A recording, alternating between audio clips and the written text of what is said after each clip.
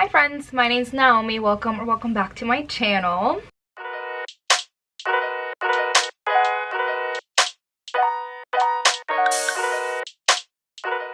So today I am coming at you with my April TBR.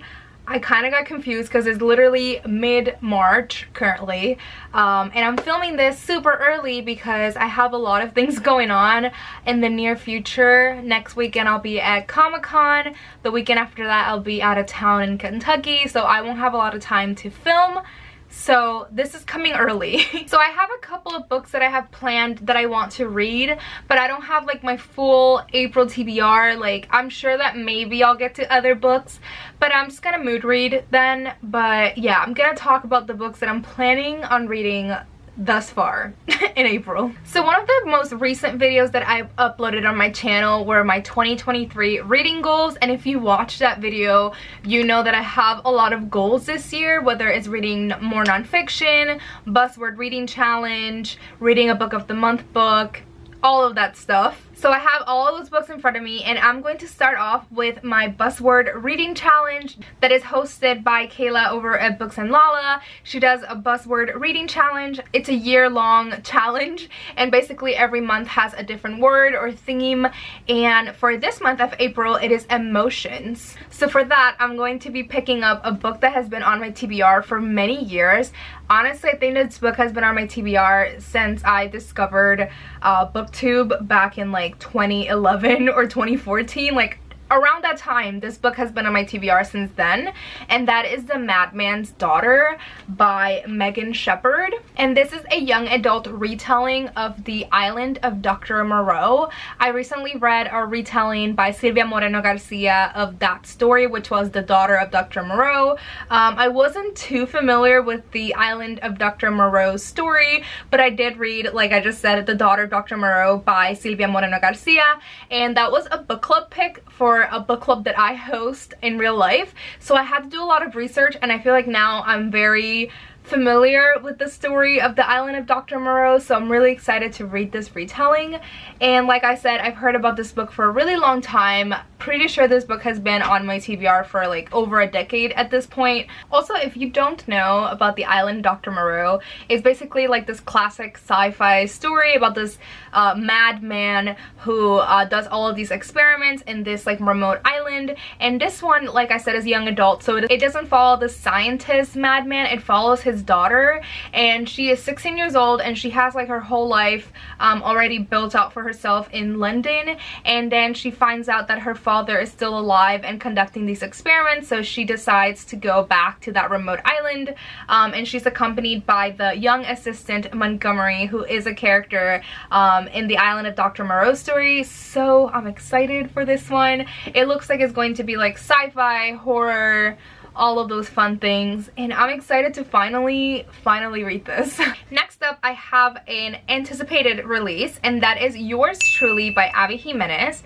I do have to look this up on Goodreads because honestly I put it on my TBR because it's Abby Jimenez, but I don't think I really know what this book's about. I remember it talking about medics or doctors, so it's kind of like a medical romance, but I'm not too sure about it. So Yours Truly follows Dr. Brianna Ortiz, and she is just going through a divorce, and it seems like a lot of different things are happening in her life. She's pining for a promotion, and it seems like that promotion that she really wants is going to go to another doctor who is a man, and I'm assuming that that man, Dr. Jacob Maddox, is going to be like the love interest. It seems to be like a enemies to lovers type of story, but also with a really flawed, complex character at the forefront, which is Brianna.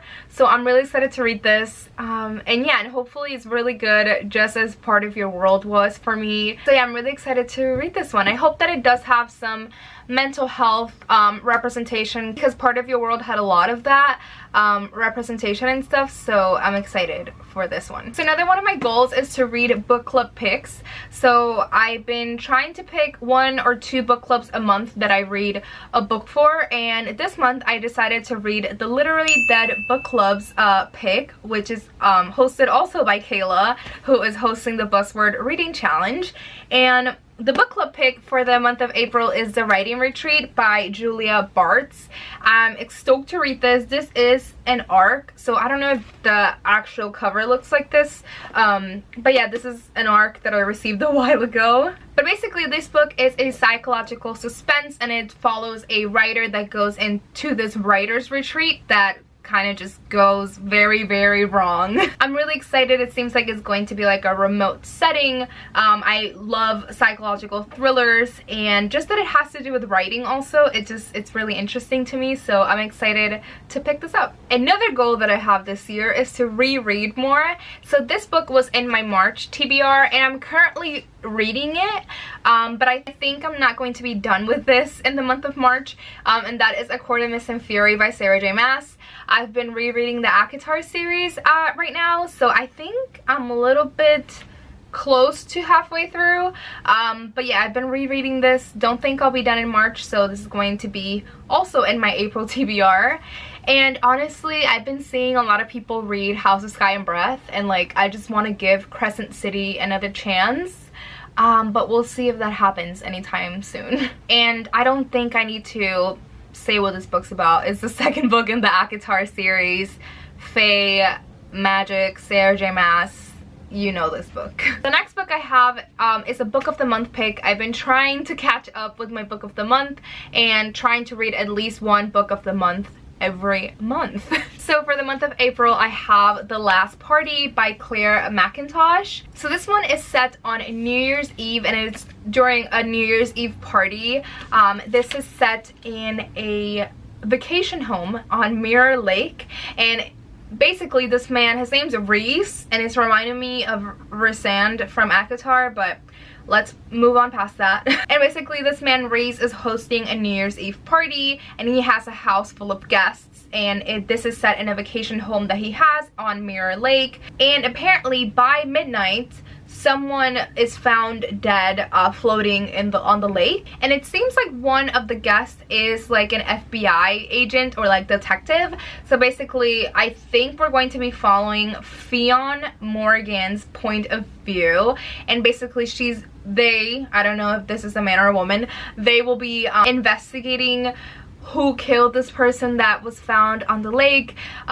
It seems like all of these people are going to be in close confinements. They're in this house and they won't be able to leave because there is a murder investigation going on. So it sounds super interesting, and I'm excited to read it. Alright, so this year I'm also trying to read more nonfiction. So my nonfiction for the month of April is going to be How to Be Yourself by Ellen Hendriksen.